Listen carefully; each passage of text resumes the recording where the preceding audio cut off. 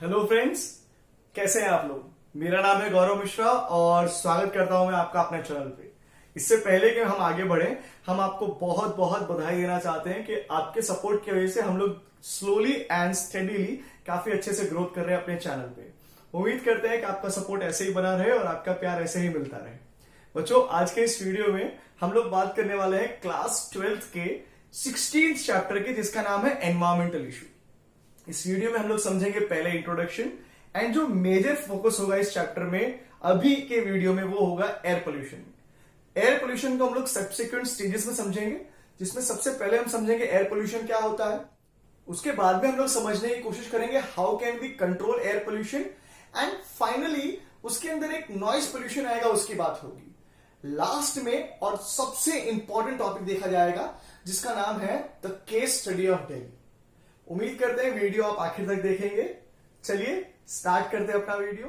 So now let us try to understand what is pollution. Any undesirable change in the physical, chemical और biological characteristic of air, water and land और soil. देखिए यहां पे definition में आपको ये undesirable change दिख रहा है, ये बहुत काम का पॉइंट है। ये चेंज हम चाहते नहीं है कि ऐसा चेंज हो, लेकिन फिर भी हो रहा है। और इस चेंज की वजह से क्या इंपैक्ट पड़ रहा है? इस चेंज की वजह से फिजिकल, केमिकल और बायोलॉजिकल कैरेक्टरिस्टिक क्या हो जाती है? चेंज हो जाती है, बदली हो जा रही है। किसकी?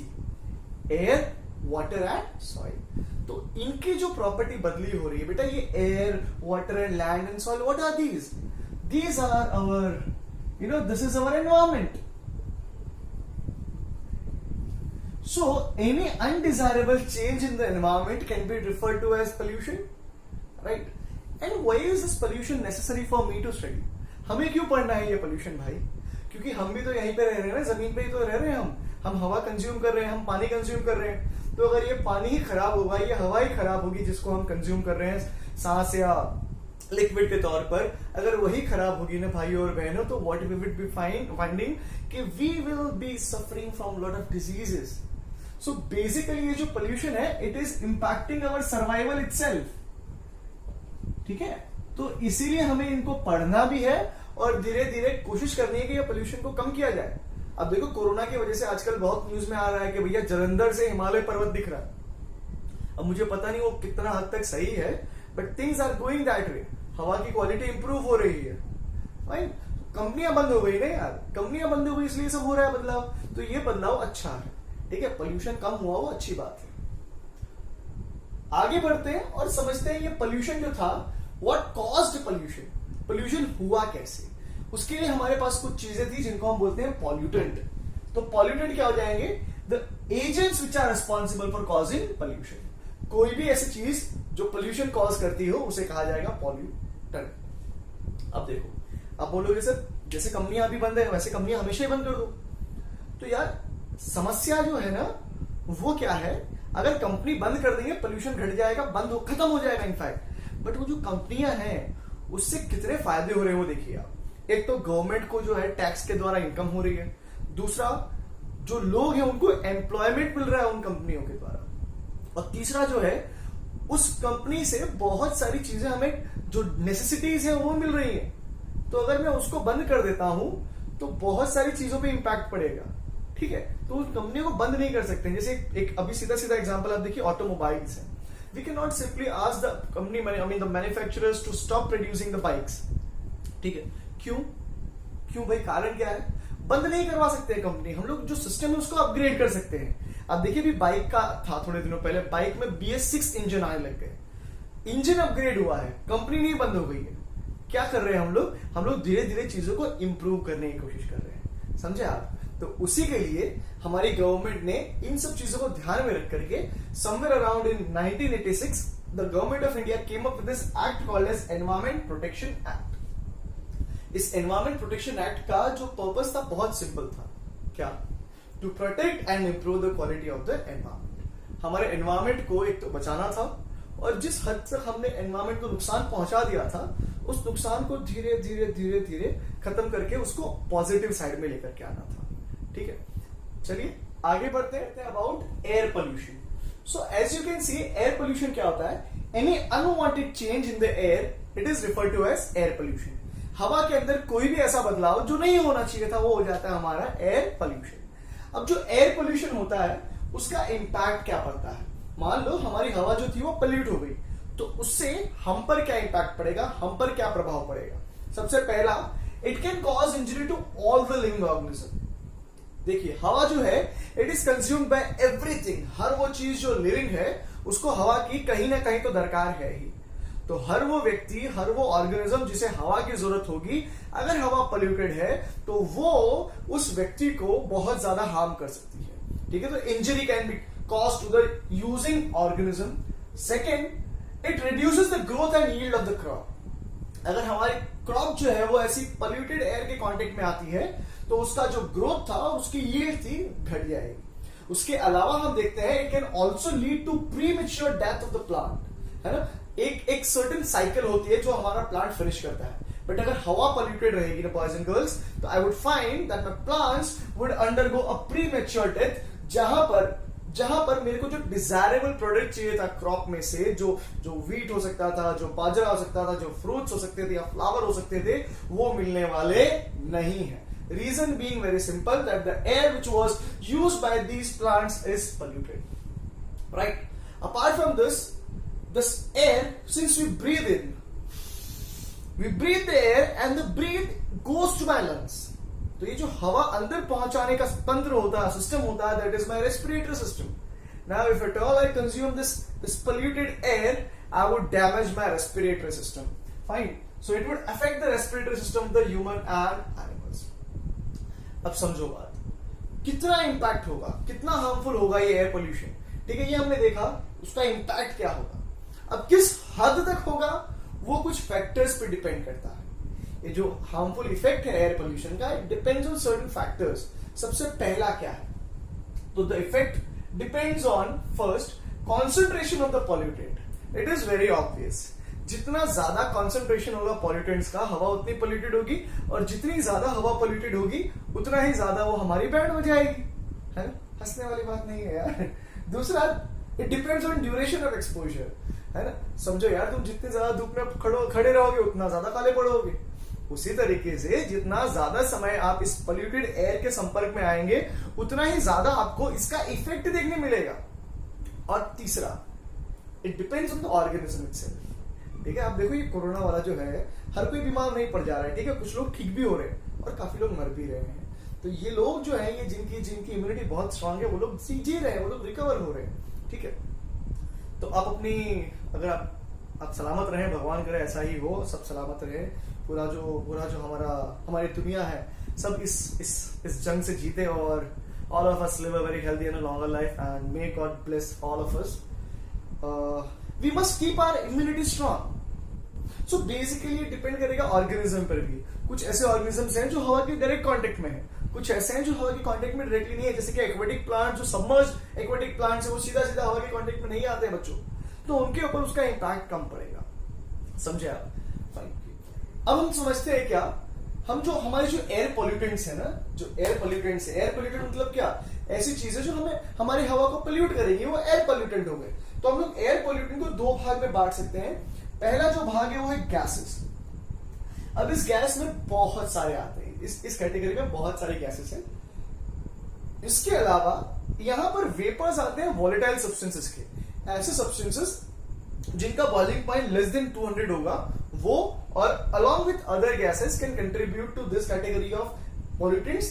The second category is particulate matter. बेटा ये काम का है, PM जो है particulate matter है, ये काम का है, आगे भी वीडियो में आएगा आपके। देखिए सॉलिड और लिक्विड ड्रॉपलेट्स जो होते हैं, ऐसे किसी ने छींका, ऐसे करके जो छींकते हैं ना, तो ड्रॉपलेट्स प्रोड्यूस होती हैं। ठीक है, समंदर की लहरें जब पत्थर पे टकराती हैं किनारे पर, तो वो ड्रॉपलेट्स प्रोड्यूस करती हैं। तो वो जो ड्रॉपलेट्स होती है उन्हें हम लोग कहते हैं एरोजोल्स। आप लोग केमिस्ट्री में इसके क्रॉस आओगे, एरोजोल सॉल्यूशन वगैरह जब पढ़ोगे तो एरोजोल आएगा आपके पास। ठीक है, ये जो कुछ बहुत ज्यादा छोटे सॉलिड्स और जो एरोजोल्स होते हैं, इनकी बेसिकली साइज बहुत छोटी है। अब साइज छोटी है तो ये लोग हवा में काफी समय तक फ्लोट कर सकते हैं। ठीक है, अब हवा में फ्लोट कर रहे हो, मैं सांस लेता हूं, तो हो सकता था ये जो सस्पेंडेड पार्टिकल्स थे ये हमारी बॉडी में घुस जाते और हमें प्री मैच्योर डेथ दे देते। ठीक है, तो इसका कुछ एग्जांपल है, जैसे कि सूट हो गया। सूट मतलब आपने देखा होगा मोमबत्ती जलती, आपने केमिस्ट्री में जब लैब में ऑर्गेनिक का एनालिसिस किया होगा तब भी आया होगा, काले कलर का धुआं जैसा कुछ निकल के आता है, दैट इज अ सूट। फिर एक स्मोक हो गया, धूल मिट्टी डस्ट हो गया है। उसके अलावा जो नेचुरल सोर्स होता है वो पोलन ग्रेन होता है, समझो। Pollen grain is also particulate matter only, it can cause severe allergy. ठीक है, आगे बढ़ते हैं।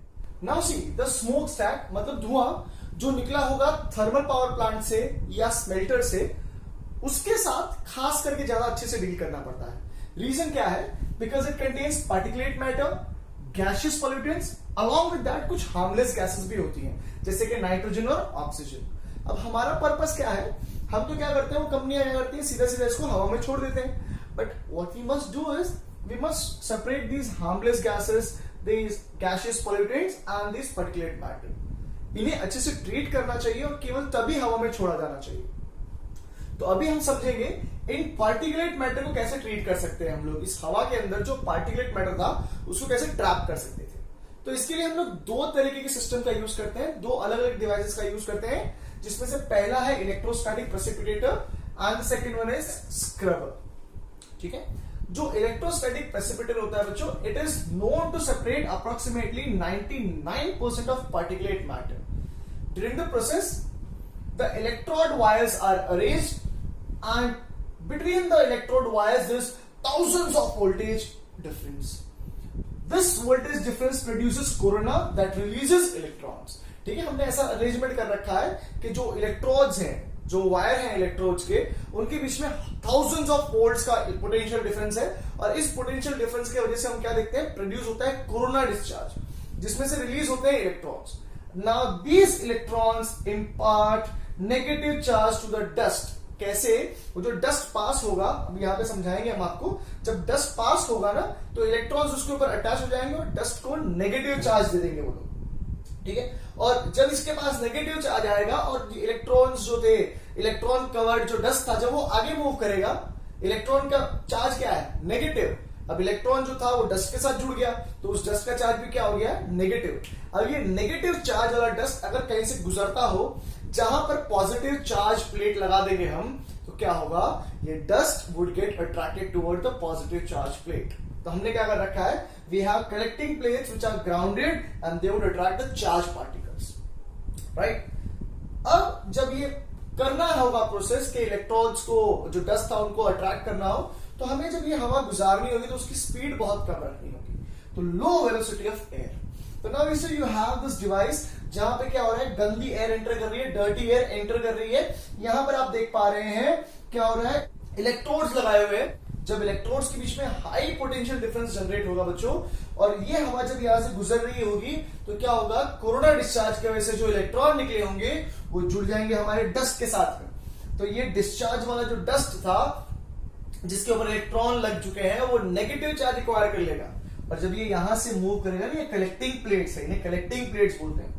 देखिए, अब जब हवा यहां से गुजरेगी तो ये जो कलेक्टिंग प्लेट है इनका चार्ज है पॉजिटिव, और जो हमारा डस्ट था उसका चार्ज हो गया था नेगेटिव। तो जब डस्ट यहां से गुजर रहा होगा तो कलेक्टिंग प्लेट के ऊपर बाइंड कर जाएगा, चिपक जाएगा वहां पर ध्यान रखना है ये केवल तब हो पाएगा जब इसकी जो हवा बह रही थी उसकी वेलोसिटी कैसी होगी, ठीक है। तो इस तरीके से हम लोग इलेक्ट्रोस्टैटिक प्रेसिपिटेटर में जो पार्टिकुलेट मैटर्स थे उसको सेपरेट कर सकते थे। एफिशिएंसी है 99%। ठीक है, आगे बढ़ते हैं और बात करते हैं स्क्रबर की।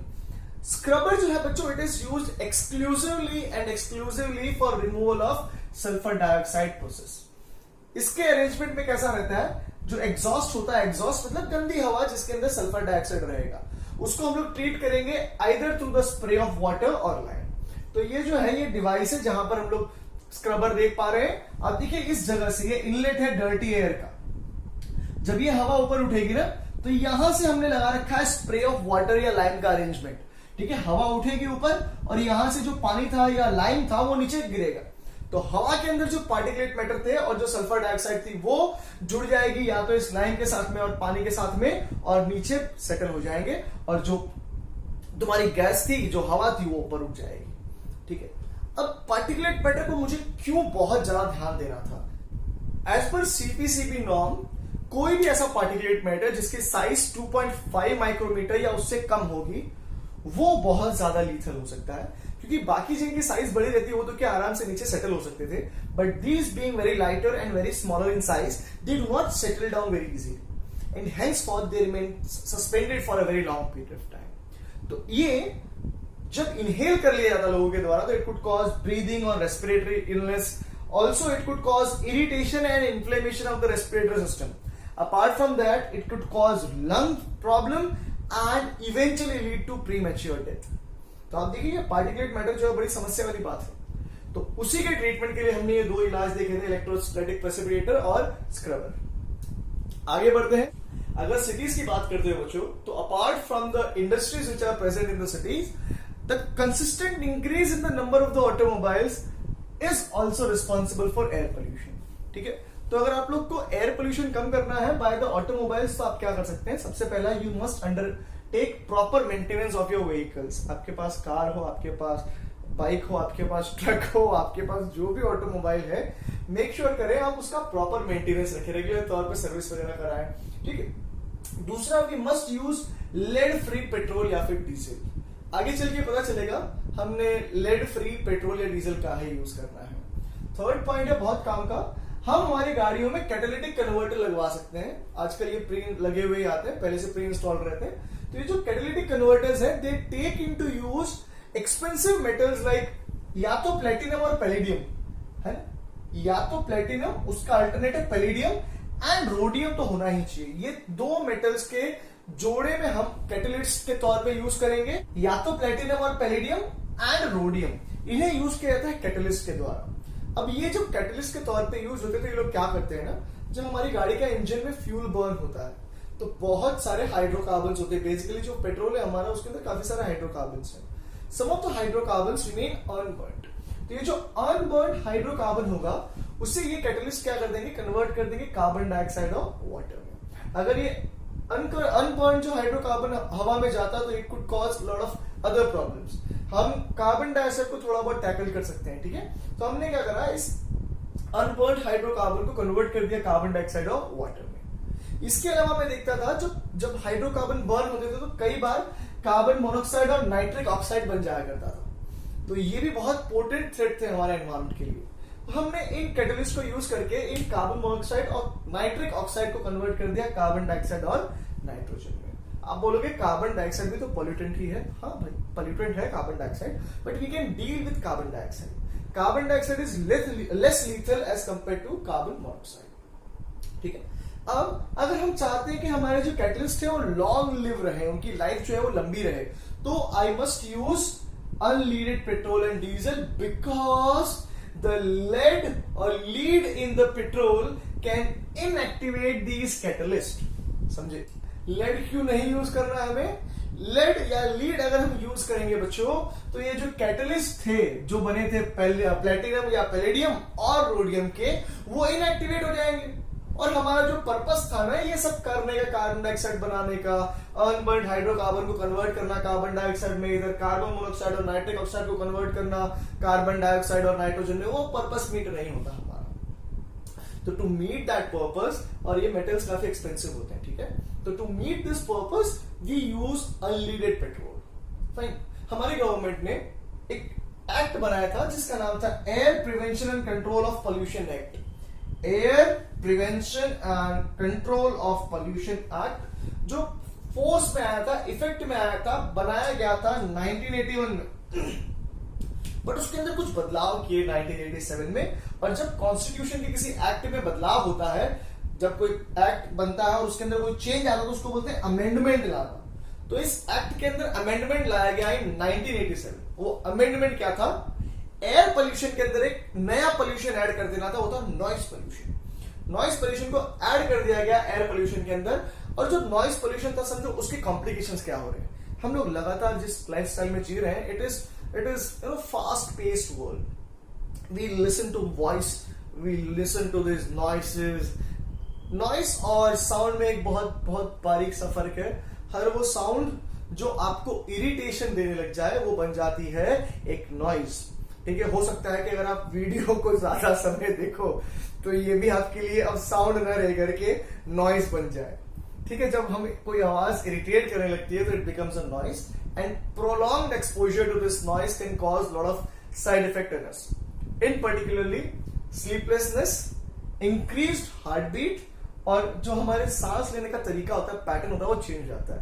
ये तीनों इफेक्ट लीड करते हैं स्ट्रेस को। ठीक है, ये शॉर्ट टर्म इंपैक्ट नहीं बता रहा हूं, ये लॉन्ग टर्म इंपैक्ट बता रहा हूं। अगर हम कम आवाज को भी, जिसको आप नॉइज बोल रहे हो, उस कम इंटेंसिटी वाली साउंड को, नॉइज को भी बहुत ज्यादा समय तक लगातार सुनोगे तो आपको ये इंपैक्ट देखने मिल सकते हैं। उसके अलावा अगर आप हाई साउंड की बात करते हो, जैसे कि आपने 150 डेसिबल की साउंड सुन ली या उससे ज्यादा की साउंड सुन ली, तो हो सकता था कि आपके कान के पर्दे फट जाए, और अगर ऐसा होता तो you can have become permanent deaf. Fine. So any sound which is above 150 decibel or more than that, which is generally produced by the rocket and jet plane, can damage your eardrum and eventually it can lead to permanent hearing impairment. Fine. So there is a simple solution to it. हम क्या कर सकते थे इस noise pollution से बचने के लिए? हमने कुछ नए एकदम स्ट्रिक्ट और स्ट्रिंजेंट कानून लगाने थे। आजकल आप देखते हो, जब आप हाईवे से गुजरते हो या किसी सड़क से गुजरते हो मेनली, तो यू फाइंड उसके आसपास काफी सारे पेड़ लगा रखे हैं हमारी गवर्नमेंट ने। रोडों के बीच में जो डिवाइडर्स होते हैं उनके बीच में पेड़ लगा रखे हैं इन्होंने। पर्पस क्या है? वो जो गाड़ियों के द्वारा साउंड पोल्यूशन हो रहा है, नॉइज पोल्यूशन हो रहा है, उसे रोका जाए। इसे कहते हैं ग्रीन मफलर। हाईवे के आसपास में आपने खास करके ये देखा होगा, रोड के दोनों ही तरफ और डिवाइडर जो होते हैं उनमें भी हमने प्लांट्स लगा रखे हैं, उन्हें ग्रीन मफलर कहा जाता है। उसके अलावा अब हम दूसरा इनिशिएटिव क्या ले सकते हैं? ऐसे जोन जो बहुत सेंसिटिव हैं, पर्टिकुलरली द हॉस्पिटल्स या फिर द स्कूल्स, ऐसे इलाके जहां पर हॉस्पिटल और स्कूल हो, वहां पर हम लोग क्या कर दे सकते, उसे वहां पर क्या कर सकते हैं? We can declare those places as noise free pollution. आपने देखा होगा वहां पर वो लिखा रहता है, वो नो हॉर्न प्लीज।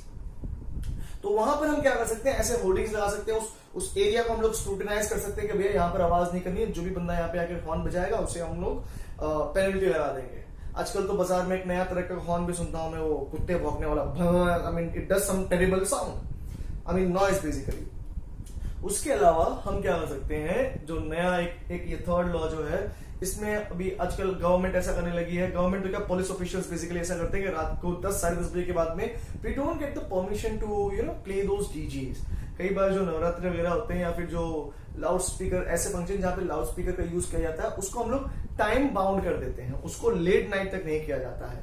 तो पर्पस वहां पर भी वही है कि जो पोल्यूशन है साउंड का, उसे जितना हो सके उसे उतना ही कम किया जाए। समझे बात? तो बच्चों ये जो बात हुई है, हमने क्या समझा? हमने ऑटोमोबाइल्स के द्वारा एयर पोल्यूशन होता हुआ समझा, और जो नॉइज पोल्यूशन था उसके बारे में कुछ बात की। आगे बढ़ते हैं और एक बहुत इंपॉर्टेंट टॉपिक समझते हैं। तो बच्चों अब हम स्टार्ट कर रहे हैं बहुत ही इंपॉर्टेंट टॉपिक, जिसका नाम है controlling the vehicular air pollution, a case study of Delhi. बच्चों जहां कहीं भी केस स्टडी आती है, becomes a very important topic for exams point of view. ठीक है, तो अभी आप समझो दिल्ली की बात हो रही। आए दिनों आप न्यूज़पेपर में और न्यूज में पढ़ते हो, देखते हो कि दिल्ली जो है वहां पर पोल्यूशन का स्तर बहुत बढ़ गया है। वहां की गवर्नमेंट जो है, केजरीवाल साहब जो है, वो बहुत अलग अलग मेजर्स ले रहे हैं, कभी ऑड इवन लेते हैं, कभी पता नहीं क्या क्या हो रहा है वहां पर। So what are that government और what are the people of there are doing is that they are trying to reduce the pollution. उसकी जरूरत क्यों पड़ी? और ऐसा नहीं कि दिल्ली में आज से पोल्यूशन है, वो बहुत पहले से चला आ रहा है। तो देखिए हम लोग समझने की कोशिश करते हैं। तो दिल्ली जो था at a point of time was the leader in air pollution. एक सर्वे हुआ था 1990s में, जहां पर Delhi rank 4th out of 41 cities across the world। हमने दुनिया की सबसे ज्यादा 41 पोल्यूटेड सिटीज काउंट किया, और जब पोल्यूशन लेवल को मेजर किया तो दिल्ली जो था वो 4थी रैंक पर आया बच्चों। अब क्योंकि पोल्यूशन की जो स्तर था वो बहुत ज्यादा बढ़ गया था, तो वहां पर एक संस्था ने PIL लॉन्च की, एक PIL दाखिल की सुप्रीम कोर्ट में। PIL का मतलब होता है पब्लिक इंटरेस्ट लिटिगेशन। ये दाखिल की गई थी सुप्रीम कोर्ट ऑफ इंडिया में। जो सुप्रीम कोर्ट ऑफ इंडिया थी, इन्होंने वर्डिक्ट दिया, over a given span of time the government of the state along with the central government must take certain measures so that the pollution can get reduced. और इन्होंने एक verdict दिया कि जितनी भी ट्रांसपोर्टेशन है, पब्लिक ट्रांसपोर्टेशन है, उन्हें स्विच किया जाए डीजल से CNG में। अब वहां पर जो पब्लिक ट्रांसपोर्ट है वो बसेस मेजरली बहुत ज्यादा चलती है, मेट्रो तो अभी हाल में हो गया है, बट अर्लियर बसेस चलती थी क्योंकि ये 90s की बात हो रही है। तो उन बसेस को गवर्नमेंट ने 2002 आते आते approximately in year 2002 they made sure that all the public transportation which is buses are getting converted or shifting from diesel to CNG। ठीक है, अब CNG पे क्यों फोकस था ज्यादा, CNG पे लाने की जरूरत क्यों थी, क्या फायदे थे CNG के? सबसे पहला, ये काफी ज्यादा एफिशिएंटली बर्न करता था, तो it Burns more efficiently which means जो एवरेज है वो ज्यादा आ जाती और पोल्यूशन क्या हो जाता, कम होता, क्योंकि कंप्लीट कंबशन हो रहा था। दूसरा, it was far more cheaper, petrol और डीजल के मुकाबले सीएनजी तब भी काफी सस्ता था, आज भी काफी सस्ता है। और सबसे काम की चीज ये है बच्चों, देखो मैंने खुद ने ये चीज देखी है, जो पब्लिक ट्रांसपोर्टेशन होता है, बेसिकली बसेस वगैरह जो होती है, जब इनको पार्क किया जाता है तो मुझे पता नहीं ऐसे कौन लोग होते हैं, ये लोग वहां से डीजल और पेट्रोल चुरा लेते हैं यार, है ना। तो वहां पर गवर्नमेंट को लॉस जाता है। I have seen this thing personally, मैंने खुद ने ये चीज नोटिस किया, देखा है कि लोग उसमें से गाड़ी में से डीजल निकाल लेते हैं, चुरा लेते हैं। तो ये जो था ना, ये साइफनिंग होती है फ्यूल की। This siphoning of the fuel was not possible with CNG, मतलब गवर्नमेंट को वहां पर भी थोड़ा फायदा हो रहा था। तो ये कुछ मेजर्स थे, मेजर्स इन द सेंस फायदे थे सीएनजी के, बट दिल्ली गवर्नमेंट को एक इश्यू भी फेस करना था। वो इश्यू क्या था? It was not that simple just to convert the buses from diesel to CNG. They needed to develop an efficient pipeline. ठीक है, सबसे बड़ी डिफिकल्टी इनको वही फेस करनी पड़ रही थी, to laying down the pipeline for CNG through distribution points and pumps. वो हर कहीं पे खोद खोद करके पाइप डालना, और पेट्रोल, जैसे पेट्रोल में पेट्रोल पंप पे पेट्रोल बिकता है, वैसे सीएनजी पंप पे सीएनजी पहुंचाने के लिए हमें अलग अलग जरिए के द्वारा पाइपलाइन बिछानी पड़ रही थी, जो सबसे बड़ी डिफिकल्टी बन रही थी इनको। और दूसरा, सिर्फ पाइपलाइन बिछाना बड़ी बात नहीं थी, they need to ensure that the petrol pump के जैसे जो सीएनजी पंप बने हैं, जैसे पेट्रोल पंप पर हमेशा पेट्रोल अवेलेबल रहता है, वैसे the CNG pump must have the continuous supply of the CNG. So the second issue that they faced was ensuring the uninterrupted supplies of the fuel, which is CNG. Basically केवल एक ये major नहीं था कि भाई साहब diesel से CNG में शिफ्ट कर दो, कुछ और भी मेजर्स लिए दिल्ली ने, जैसे कि the first was phasing out of the old vehicles.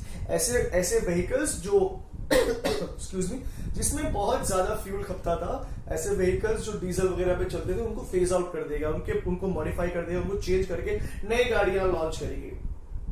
दूसरा, use of lead free patrols. तो लीड फ्री पेट्रोल्स क्यों यूज करते हैं उसका तो हमने आपको पहले रीजन बताया कि वो जो था, वो कैटालिटिक कन्वर्टर्स को, उनके अंदर जो कैटलिस्ट लगते थे उनको वो इनएक्टिव कर दिया करता था। तीसरा मेजर इन लोगों ने लिया, use of low levels of sulphur fuel. Sulphur fuel, ऐसा फ्यूल यूज किया जाए जिसमें सल्फर की मात्रा कम रहे। रीजन क्या होगा? अगर सल्फर बर्न करेगा तो सल्फर डाइऑक्साइड प्रोड्यूस करेगा, जो बाद में एसिड रेन और दुनिया भर की मगजमारी करके हमको परेशान करेगा। तो हमने क्या करा, हमने सल्फर ऐसा फ्यूल यूज करना चालू करा जिसमें सल्फर की मात्रा काफी कम हो।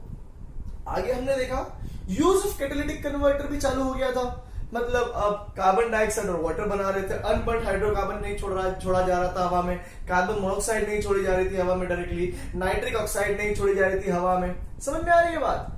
और सबसे काम का जो चीज इन लोगों ने किया, they made very stringent law with pollution level norms. इन लोगों ने बहुत स्ट्रिंजेंट लॉ लाया पोल्यूशन को लेकर के, और पोल्यूशन लेवल के नॉर्म्स को थोड़ा सा और मॉडिफाई करके और उसको सख्त बनाया। तो हमारे पास एक नई policy I which was new auto fuel policy, जिसके अंदर हमने क्या करा, सीक्वेंशियली एंड स्टेज वाइज हमने जो सल्फर और एरोमेटिक कंपाउंड्स थे हमारे फ्यूल के अंदर, उनको धीरे धीरे कम करने की कोशिश करी। And with this we came across a norm which was called as euro norm 2। ये बहुत काम का यूरो नॉर्म 2।